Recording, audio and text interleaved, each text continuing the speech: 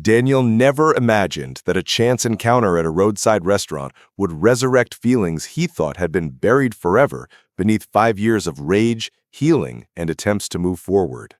At 32, this betrayed husband found himself face to face with the woman who had shattered his world during what should have been the happiest moments of his life. And the conversation that followed would challenge everything he believed about forgiveness, second chances, and whether some wounds can truly heal. 5 years earlier, Daniel had shared his devastating story on Reddit, seeking advice and validation from strangers who might understand the depth of his pain. His newlywed wife's betrayal had been so comprehensive and cruel that even the typically supportive online community had unanimously agreed that she was beyond redemption and unworthy of a second chance. The scope of his wife Elena's infidelity was breathtaking in its audacity and cruelty. She had been conducting an affair not just during their marriage, but throughout their entire engagement, continuing through their wedding day and even during their honeymoon. The very moments that Daniel treasured as the most beautiful and meaningful of his life had been tainted by her secret communications and meetings with another man. While Daniel was experiencing the joy and anticipation of planning their wedding, Elena was sending explicit photos of her body to her affair partner at every opportunity she could find. When she was supposed to be selecting wedding dresses, one of the traditional moments of excitement and intimacy that engaged couples share, she was instead meeting her lover for sexual encounters.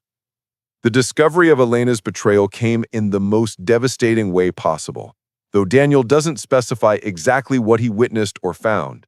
The impact was so severe that even strangers on the internet, after hearing the details, concluded that reconciliation was impossible and that Elena's behavior was unforgivable. Daniel's reaction to discovering the affair was a complex mixture of rage, devastation, and confusion that many betrayed spouses experience. The back-and-forth internal struggle about what he wanted, whether to try to save the marriage or to end it, consumed him for a period before he finally made the decision to file for separation. Elena's response to Daniel's decision to end their marriage was surprising in its apparent acceptance and cooperation. Rather than fighting the divorce or continuing to plead for another chance, she seemed to understand that Daniel had made his final decision and chose to make the process as easy as possible for him. Have you ever been in a situation where someone's cooperation in ending a relationship made you question whether they truly cared about losing you? How do you interpret someone's willingness to let you go? The day Elena signed the divorce papers created one of the most psychologically complex moments in their relationship's end. They shared what Daniel described as really wild sex, despite his conflicted feelings of simultaneously hating her touch while still desiring her body. This physical connection, amid emotional devastation, illustrated the complicated nature of attraction and attachment that doesn't immediately disappear, even after profound betrayal. Elena's words during this final intimate encounter revealed what appeared to be genuine self-awareness and remorse. She told Daniel that she was sad for herself, but happy for him because he deserved much better than her. This statement suggested that she recognized the magnitude of her failures and genuinely wanted Daniel to find happiness, even if it meant losing him forever. Elena's declaration that she had no reason to live anymore, but would continue living because she didn't want to bother Daniel, represented either genuine despair or sophisticated emotional manipulation. At the time, Daniel's anger and hurt made him dismiss these statements as lies and manipulation, unable to consider that they might reflect authentic remorse and self-loathing. Daniel's self-described inferiority complex added another layer of complexity to his processing of Elena's betrayal. He viewed Elena as superior to him in every measurable way, more attractive, more intelligent, higher earning, and more socially connected. This perception made her betrayal feel not just like infidelity, but like confirmation of his deepest insecurities about his own worth. The jokes Daniel had made earlier in their relationship about Elena being too good for a plain, middle-class guy like him revealed his deep-seated insecurities and foreshadowed his interpretation of her infidelity. When the affair was discovered, these insecurities transformed into a narrative that Elena had never truly loved him and had been settling for him while seeking something better elsewhere. Elena's previous reassurances that she found shallow, wealthy men boring and that she genuinely found Daniel beautiful had once comforted his insecurities. However, after discovering her affair, Daniel reinterpreted all of these statements as lies designed to manipulate him into complacency while she pursued other relationships. How do past insecurities affect your ability to trust someone's expressions of love and attraction? Can genuine compliments from someone who later betrays you ever be believed again? Daniel's conclusion that Elena was just a liar and a cheat and that this represented her true character was a defense mechanism that many betrayed spouses employ. By reducing Elena to these simple, negative characteristics, Daniel could protect himself from the more complex and painful reality that people can be genuinely loving and genuinely destructive simultaneously. The image Daniel had carried of Elena as someone who doesn't want anyone other than me was shattered by her affair, leading him to conclude that their entire relationship had been a facade. This black and white thinking that everything had been false was psychologically easier to process than accepting that their love had been real but insufficient to prevent her betrayal. Elena's disappearance from Daniel's life after the divorce allowed both of them to begin separate healing processes, though Daniel's journey would prove to be more complicated and less successful than he initially realized. The complete absence of contact eliminated the immediate triggers and reminders of their relationship, while also preventing any possibility of closure or resolution. Daniel's 5-year journey of attempted healing involved throwing himself into new activities and experiences in an effort to rebuild his identity and find fulfillment outside of his marriage. His exploration of new hobbies represented a healthy attempt to discover interests and passions that existed independently of his relationship with Elena. The casual dating and hookups that Daniel pursued represented both healthy exploration and a symptom of his emotional numbness. While these experiences provided temporary excitement and validation, they ultimately left him feeling empty and disconnected, suggesting that his emotional wounds hadn't truly healed despite the passage of time. Daniel's observation that he felt numb during his encounters with other women indicated that Elena's betrayal had damaged not just his ability to trust her, but his capacity for emotional connection in general. This numbness served as protection against further hurt, but also prevented him from forming the deep connections he desired. The friendships Daniel developed during this period and his newfound ability to confide in others about his struggles represented genuine growth and healing.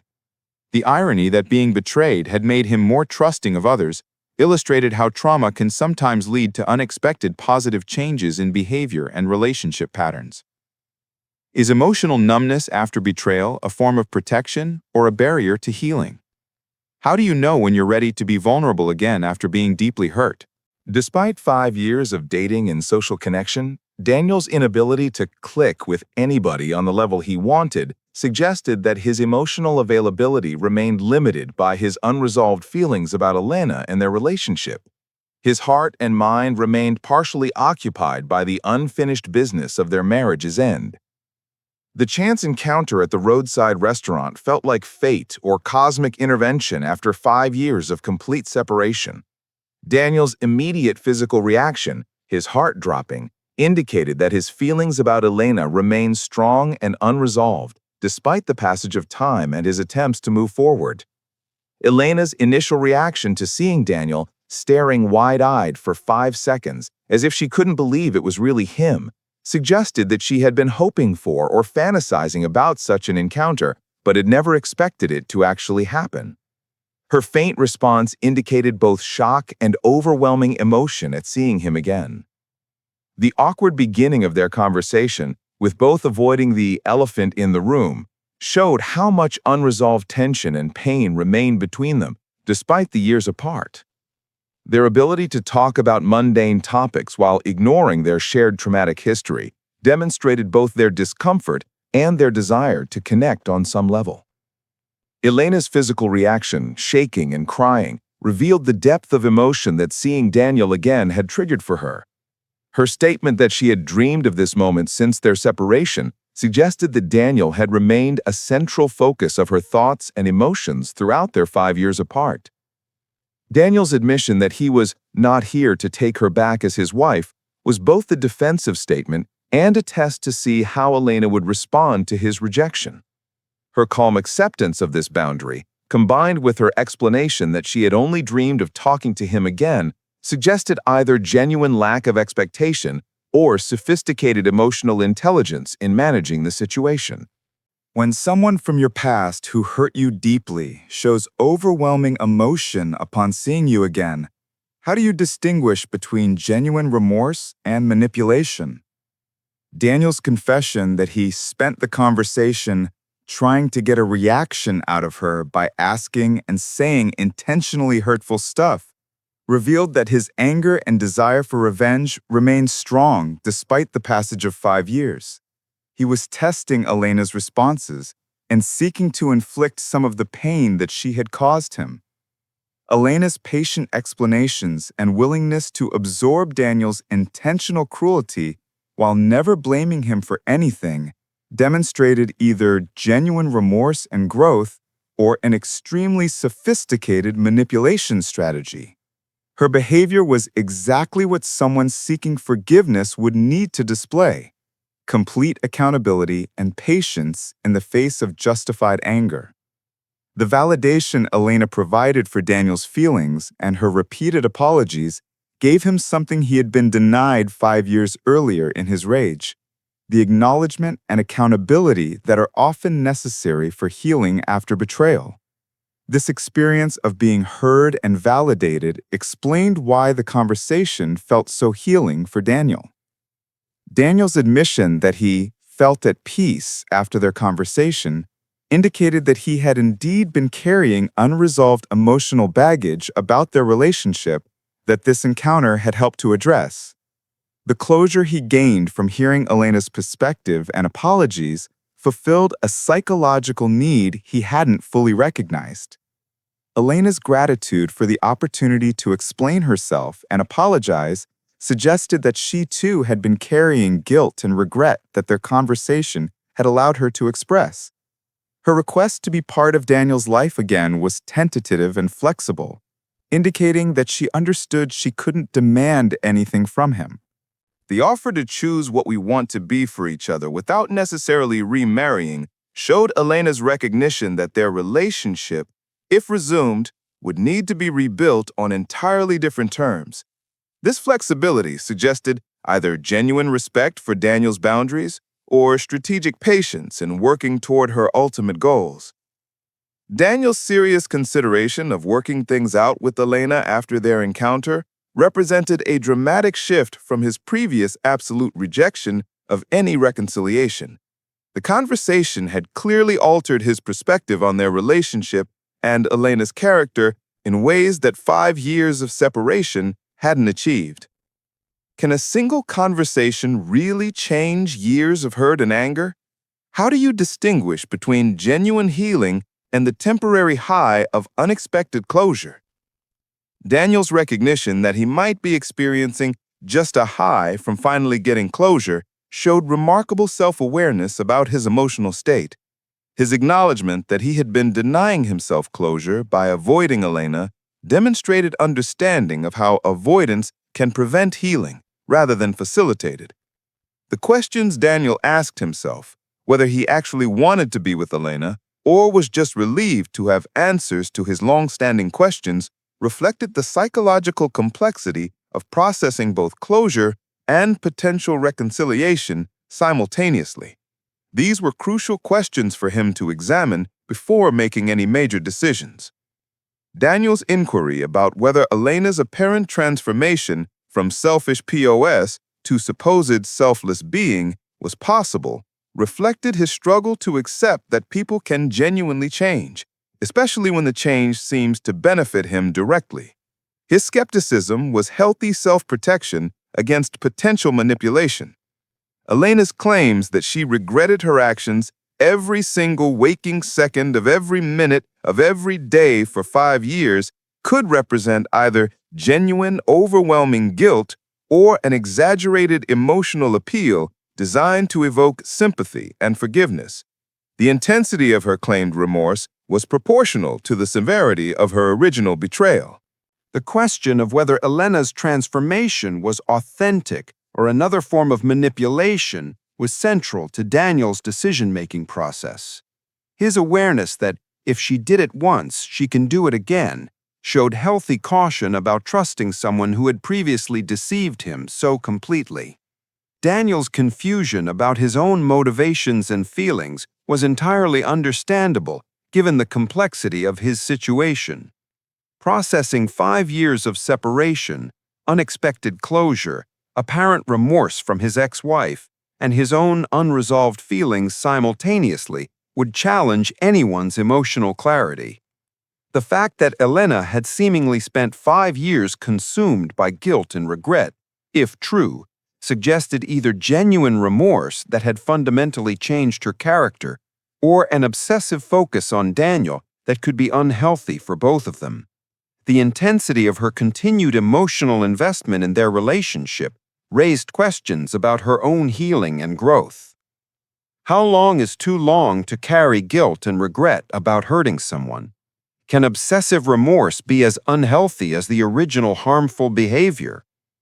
Daniel's internal conflict between his desire for reconciliation and his logical understanding of the risks reflected the eternal human struggle between heart and mind in making decisions about love and relationships. His emotional need for connection with Elena was competing with his rational assessment of the situation's dangers. The 5-year gap between Elena's betrayal and their encounter had provided enough time for genuine character change to occur, but it also provided enough time for sophisticated manipulation strategies to develop. Daniel's challenge was distinguishing between these two possibilities without additional evidence or time to observe Elena's behavior. Daniel's acknowledgement that he still carried anger, though less than before, indicated that his healing process was incomplete and that reconciliation might reactivate painful emotions that could destabilize any renewed relationship. His history of anger issues added another layer of concern about whether he could handle the triggers that reconciliation might create. The physical setting of their encounter, a chance meeting during Daniel's solo vacation, created a context that felt outside normal life and might have influenced both of their emotional responses. The romantic or mystical quality of unexpected encounters can create feelings that don't necessarily translate to everyday relationship realities.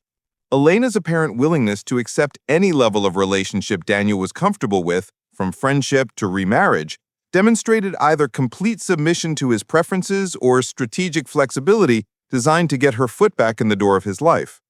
Her lack of specific demands could be interpreted as respect for his boundaries or as manipulation through apparent selflessness. The complexity of Daniel's decision was increased by the fact that he was considering not just whether to forgive Elena, but whether to rebuild a life with someone whose betrayal had been so comprehensive that it included their wedding day and honeymoon. These weren't just relationship infidelities, but violations of the most sacred moments of their shared life. Is there a difference between forgiving someone and trusting them again? Can you have a relationship with someone you've forgiven but don't fully trust? Daniel's realization that he had been carrying unfinished emotional business about Elena for 5 years explained why his other relationships had felt empty and unsatisfying. His heart had remained partially closed to new connections because it was still processing the old one, preventing him from fully engaging with potential new partners. The question of whether Elena's change was genuine would only be answerable through time and consistent behavior that demonstrated her claimed transformation. Words and single encounters, no matter how moving, couldn't provide the evidence that sustained behavioral change over time would offer. Daniel's consideration of reconciliation represented both a potential opportunity for genuine healing and completion of their love story and a significant risk of re-traumatization if Elena's apparent change proved to be temporary or false. The stakes of his decision were enormous in either direction.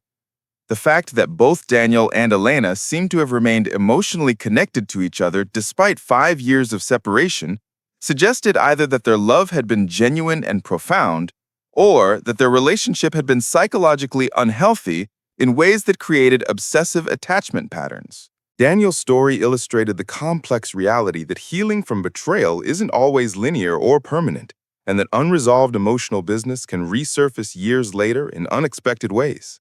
His encounter with Elena had disrupted what he thought was his settled emotional state and forced him to reconsider conclusions he had reached years earlier.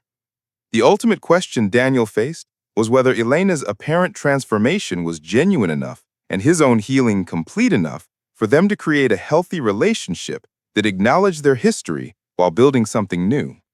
This decision would require him to balance hope with caution, forgiveness with self-protection, and love with wisdom.